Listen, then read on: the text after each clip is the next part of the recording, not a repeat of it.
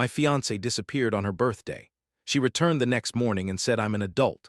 I don't need to report my whereabouts to you." I replied, "Fair enough." Then I showed her the Instagram story her friend posted of them at a 5-star resort with guys when she realized she was tagged. Look, I'm not the kind of guy who needs to know where my girlfriend is every second of the day. We're both adults. We have our own lives.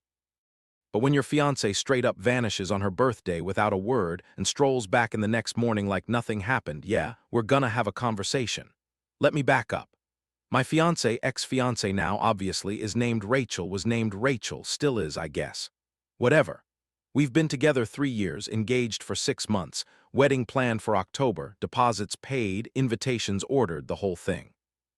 Things had been weird for about 2 months before this happened. She'd gotten really close with her coworker, Jenna, like suspiciously close. Every weekend was brunch with Jenna or spa day with Jenna or girls' night with Jenna. I didn't think much of it at first. She's allowed to have friends. I'm not one of those controlling dudes. But then the spending started. We had a joint account for wedding expenses. We'd both been contributing. I put in about $18,000 over 6 months. She put in maybe $4,000, whatever. I make more, not a big deal.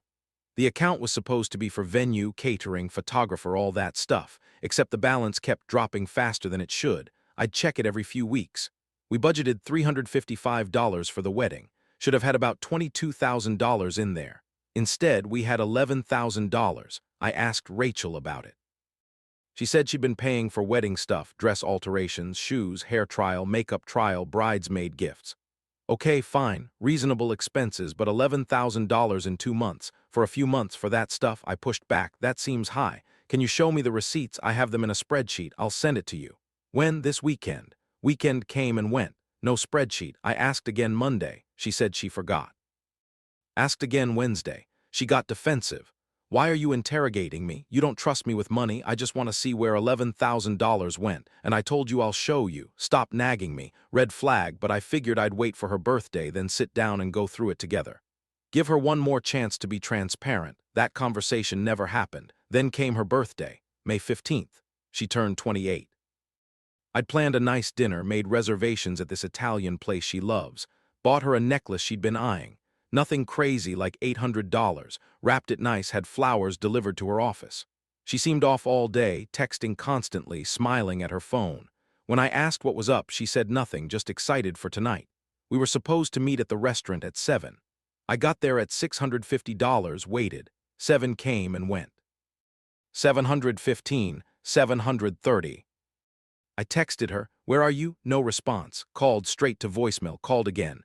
Voicemail. By 8 I was worried, like genuinely concerned something had happened. I called her sister. Hadn't heard from her. Called her mom. Nothing. I called Jenna. "Oh, Rachel's fine. She's just having fun with us. She'll text you later." And she hung up. What? Having fun with us? It's her birthday dinner with me, her fiancé. I sat in that restaurant for another 20 minutes looking like an idiot before I paid for my water and left. Drove home. She wasn't there. Her car was still in the driveway, though, which was weird. I checked the house.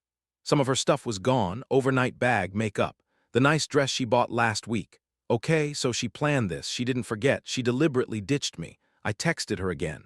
"Rachel, I'm worried. Please let me know you're safe."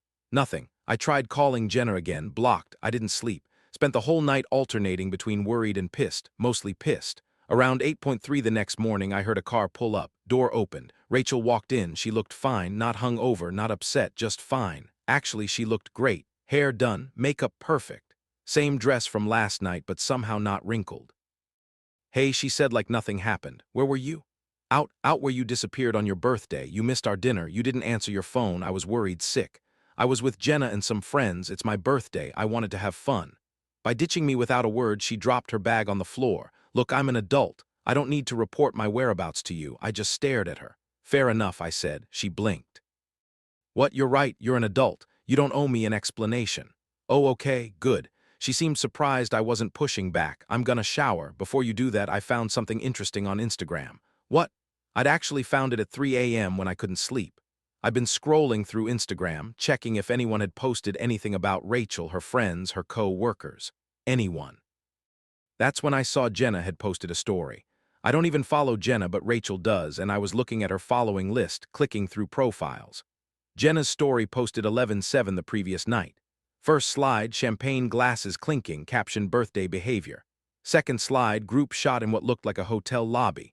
Fancy, marble floors, crystal chandeliers, Rachel front and center. Huge smile. Third slide, the one that made my blood boil video. Rachel, Jenna, and two other girls at a bar. Music playing, they're dancing, drinks in hand, and three guys. Well-dressed, confident. One of them, tall, dark hair, expensive watch, had his arm around Rachel's waist. She was laughing, leaning into him, her hand on his chest. The location tag, the Grandview Resort and Spa, and Rachel was tagged in it. At Rachel. Morrison, I screenshot everything immediately. Stories only last 24 hours, and I needed proof in case she tried to deny it. Now I pulled out my phone, opened Instagram, pulled up the screenshots. This, I said, showing her the first image. She squinted at it. That's just, I swiped to the next one. The group shot. This. Her face was starting to change, going from defensive to concerned. I swiped to the video, hit play. She watched herself on screen, watched the guy's arm around her, watched herself looking like she was having the time of her life. Her face went white. When did you? This morning. Jenna posted it on her story around 11 p.m. last night. You're tagged in it, which means all your followers can see it, including me, including your mom, including everyone we sent saved the dates to. Her hand went to her mouth. Oh my God. This morning, Jenna posted it on her story. You're tagged in it. I can explain, can you? We just went for drinks, that's it. At the Grandview Resort 2 hours away, that requires an overnight stay, which explains why you're just now getting back. We got a room, yes, but nothing happened. Who are those guys? Just friends of Jenna's. Friends who pay for 5-star resort rooms? Silence, let me guess. They paid for everything. Rooms, drinks, dinner. What does that matter? It matters because you ditched your fiancé on your birthday to go party with strange men at an expensive resort. They're not strange. Jenna knows them, I don't know them. You never mentioned them, and you're in that video looking real comfortable with one of them. It's not what it looks like. Then what is it? She didn't have an answer. Here's what I think, I said. I think you and Jenna have been doing this for a while. These girls' nights that cost hundreds of dollars, the spa days at places we can't afford, all of it funded by guys you meet up with. That's not? Check your bank account. What? I pulled up our joint account on my phone, showed her the transaction history.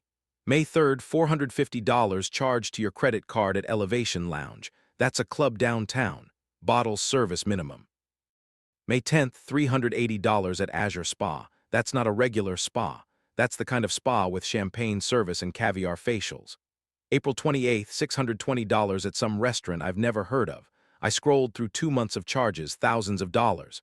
Where did this money come from, Rachel? I've been saving. Bullshit. Your car payment is $340. Student loans are $280. That's not even counting food, gas, utilities. There's no way you have thousands of dollars to blow on spa days and bottle service. She was panicking now. I could see it. Who's paying for this? I asked. No one. Rachel, do these guys pay for everything when you and Jenna go out with them? Long pause sometimes. In exchange for what? Nothing, just company. They like having attractive women around when they're out. It makes them look good. So you're an escort. I am not. You're taking money and gifts from men in exchange for your company. That's escorting, Rachel. It's not like that. Then explain it to me. Because from where I'm sitting, my fiancé has been lying to me for months, spending money we don't have, ditching me on her birthday to go party with rich guys at expensive resorts. Help me understand how that's not exactly what it looks like. She sat down on the couch, put her head in her hands. It started as just fun. Jenna's friend knew these guys, they're finance guys or something. They offered to pay for dinner if we'd hang out with them. It wasn't a big deal. When? Like 3 months ago. 3 months right around when the weird behavior started, and it escalated from there. They started inviting us to nicer places, clubs, resorts, trips. They'd pay for everything. It felt nice being spoiled. By men who aren't your fiancé. You don't spoil me like that. I bought you an $800 necklace yesterday. I planned a birthday dinner. I've been saving for our wedding. I know, but what? I don't make enough. I'm not exciting enough. It's not about you. It's absolutely about me. You chose to lie to me. You chose to spend time with other men. You chose to take their money. You chose to ditch me on your birthday. She was crying now. I'm sorry. I made a mistake. Multiple mistakes. Over 3 months. I stood up, went to our bedroom, grabbed her overnight bag that she just brought back, brought it to the living room. What are you doing? You need to leave. Jake, no, this relationship is over, Rachel. We can fix this. I'll stop seeing them. I'll block Jenna. You should have done that 3 months ago before you decided random rich guys were more important than your fiancé. I made a mistake. You made dozens of mistakes. You lied to me. You betrayed my trust. You took money from our wedding fund. I didn't. The account is down $11,000, Rachel. Where did it go? She didn't answer. I checked the statements this morning. 6 withdrawals over 2 months, all cash. $3,000, $2,500, $2,500, and 2 at $1,000 each. Exactly $11,000. It's our money. That was earmarked for the wedding. A wedding you apparently don't give a shit about. That's not true. Then why did you steal from it? Why did you blow it on bottle service and designer bags while I've been working overtime to save for our future? She had no answer. Pack your stuff. You're staying somewhere else tonight. This is my apartment, too. No, it's not. You're not on the lease. You've been living here rent-free because I covered everything. Legally, I'd have to give you 30 days' notice to move out. But I'm asking you to leave now voluntarily. You can stay at your sister's, your mom's, wherever, but I don't want you here. Where am I supposed to go? Call Jenna. I'm sure one of her rich friends will put you up or call your sister, but you're not staying here. You can't just kick me out. I'm not kicking you out. I'm asking you to leave. If you refuse, I'll start the formal eviction process tomorrow. Either way, this is over. Your choice how difficult you want to make it. She started crying harder. Jake, please, you need to leave now. She packed, took her stuff. Her sister picked her up an hour later. The moment she left, I called our wedding venue. Hi, I need to cancel a wedding. The venue coordinator, nice lady named Patricia, picked up. Oh no, I'm so sorry to hear that. Can I ask what happened? Relationship ended. It's not happening, I understand. Let me pull up your contract. Typing sounds. Okay, so you're booked for October 12th. That's 5 months out. According to our cancellation policy, cancellation is more than 90 days in advance. Forfeit the deposit but incur no additional fees. How much is the deposit? $3,500. Ouch, but it beat the alternative. That's fine, cancel it. I'll process that today. I'm really sorry it didn't work out. Me too, thanks, hung up. Called the caterer. Anderson wedding, October 12th. I need to cancel. Different story here. The woman on the phone, Brenda, was less sympathetic. Sir, we have 120-day cancellation policy for full refund. You're at day 148, so you're within that window. However, we began ordering specialty items for your menu last week based on your confirmed head count. Those items are non-refundable from our suppliers. We'll need to charge a restocking fee of $1,200 to cover those costs. We paid $6,000. $1,200 fee meant I'd get back $4,800, so I get back $4,800. Correct. Fine, process it. I'll email you the confirmation. Next, the photographer. I'd hired this woman named Sarah. Young, talented, great portfolio. We paid her $3,000 up front. Another $2,000 due on the day. I called her direct line. Hey, Sarah, it's Jake Anderson, October 12th wedding. Hey, Jake, what's up? I need to cancel. Wedding's off. Long pause. Oh man, I'm so sorry. What happened? Long story, not a good one. I'm sorry. Okay, let me check my contract. Rustling papers. So you paid $3,000 as a retainer. Per my contract, I keep $500 as a booking fee for holding the date, but I can refund the rest. That works, thank you. No problem. I'll send the refund by end of week. And hey, I hope you're doing okay. Getting there, thanks. DJ was next. Guy named Lucas. He was super understanding. Dude, relationships are hard. No worries, I can refund everything. Haven't even started working on your playlist yet. Full refund, $1,500. Florist was trickier. She'd already ordered some of the flowers. Rare peonies are something Rachel wanted. Non-refundable from her supplier. I can refund $800 of the $1,200 you paid. The other $400 covered the specialty orders. Fine, whatever, cake was easy, hadn't even had the tasting yet.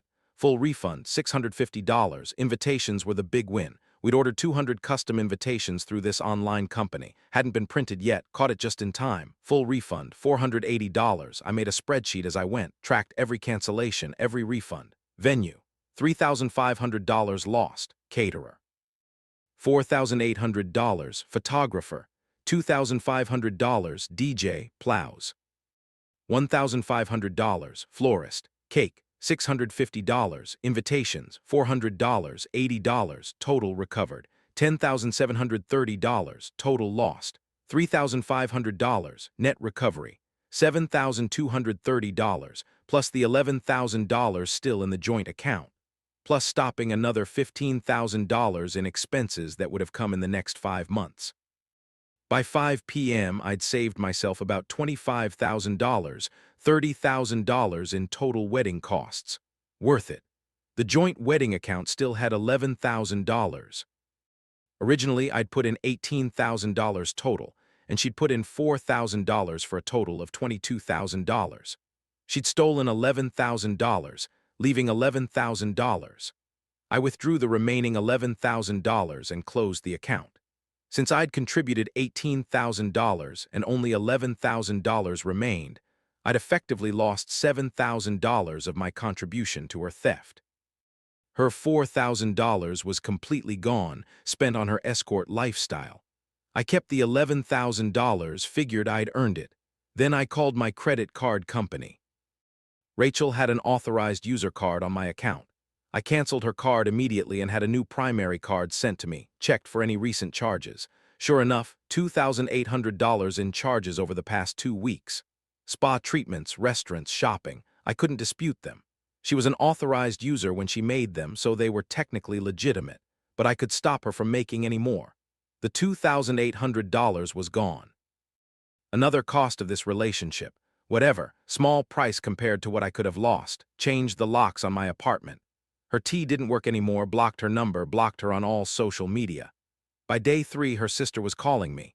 "Jake, Rachel is devastated. She made a mistake. Can you please talk to her? No, she loves you. She wants to fix this. She loved the attention more. We're done. You're being cruel."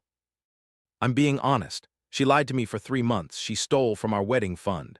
She ditched me on her birthday to sleep over at a resort with random guys. There's nothing to fix. She says nothing physical happened. I don't believe her. And even if that's true, emotional infidelity is still infidelity. She chose them over me repeatedly. That's not a mistake. That's a choice. Her sister tried a few more times. I stopped answering. Rachel's mom called. Same script. I shut it down. A week later, Rachel showed up at my apartment. I didn't let her in. "Jake, please, I'm sorry. I'll do anything. It's done, Rachel. I love you. You loved what I provided, stability. Someone to pay the rent while you played sugar baby on the side. That's not. Go home. I don't have a home. I'm staying at Jenna's and she's pissed at me because her friend group doesn't want me around anymore. Sounds like a you problem. I have nowhere to go. Again, you problem. Should have thought about that before you blew up your life. Can I at least get my stuff? I have a boxed up. I'll leave it outside tomorrow. Pick it up whenever. You're such an asshole. I'm the asshole. You're the one who fucked around with rich dudes while planning a wedding. I didn't fuck anyone. Sure, Rachel, you just slept over at resorts with them for fun. It wasn't like that. I really don't care anymore. We're done. Move on. I closed the door. She banged on it for a minute, then left. 2 weeks after that, I got a call from an unknown number. Figured it was Rachel using someone else's phone. Almost didn't answer. But something made me pick up. "Is this Jake?" Male voice, not one I recognized, sounded nervous. "Who's this? My name's Connor. I'm one of the guys from that resort weekend." "Oh, this should be good. How'd you get my number?" Rachel, Lucas had her in his phone. I got it from him. I wanted to reach out because I feel terrible about what happened. I didn't know Rachel was engaged. Jenna told us she was single. Jenna lied to you. Yeah, I figured that out after everything blew up. I heard Rachel had been engaged, but that it ended badly. Then I saw her last name in an old text and Googled you guys. Found some wedding website stuff before it got taken down. Put 2 and 2 together. Right. I just wanted to apologize. We had no idea. If we'd known, we never would have invited her. What exactly did you guys think was going on? Pause like he was choosing his words carefully. Jenna pitched it as like professional companionship. Her and her friends are fun, attractive, good conversationalists. We're busy guys who don't have time to date seriously but like having company when we go out. We pay for nice dinners and trips. They hang out with us. Everyone has a good time. No expectations beyond that. That's escorting. I mean legally no. There's no transaction of sex for money. It's just paying for someone's company. Semantics. Maybe, but it's a thing more common than you'd think. And you didn't think it was weird that these women needed money to hang out with you? Honestly.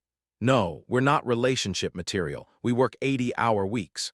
We travel constantly. We're not looking for girlfriends, but we like going to nice places and having fun people around. It's mutually beneficial, sure.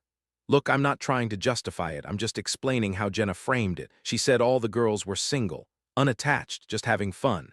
Did Rachel sleep with any of you? Long pause, not me, but someone, another pause, I think maybe, I'm not sure. She and my buddy Lucas left the bar together that night at the resort around midnight. Went back to his room. I didn't see her again until the next morning at breakfast. There it is. What was she like? Rachel? Yeah, she seemed, I don't know, conflicted, like she was having fun but felt guilty about it. She kept checking her phone, texting someone. When Jenna posted that Instagram story, Rachel freaked out, made her delete it. But I guess it was too late by then. Yeah, I'd already screenshot it. Smart. For what it's worth, Lucas felt like shit when he found out about you. He ended things with her immediately, blocked her number and everything. Good for Lucas. I know this doesn't change anything, but I wanted you to know. We're not home wreckers. We had no idea. I believe you. Thanks for calling. I'm really sorry, man, for whatever it's worth. Not your fault. You didn't know. I hung up. So she did cheat. Not that it mattered at that point. We were already done, but it was nice to have confirmation that my gut was right. 3 weeks later, I heard from a mutual friend that Rachel had moved in with her mom. She'd quit her job. Turns out she couldn't afford to stay in the city without my rent subsidy and her sugar baby income. Jenna had cut her off after the whole thing imploded. The finance bros wanted nothing to do with her once they found out she'd lied about being single. Turns out they had some ethics. Weird. Last I heard, she was trying to get her old college boyfriend back. Good luck with that. As for me, I kept the apartment, kept the ring. She never asked for it back and I wasn't offering. Sold it. Got back about 60% of what I paid. Used it to take a trip to Japan. Always wanted to go. About a year later, I met someone new.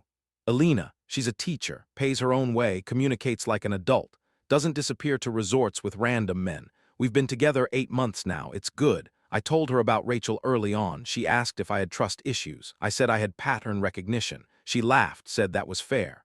Rachel chose attention over loyalty, expensive dinners over honesty, strangers over her fiancé. When she got caught, she tried to make it seem like I was the problem. But here's the thing about being an adult who doesn't need to report their whereabouts. Adults also deal with consequences. Rachel lost everything. I dodged a bullet. I'll take that trade.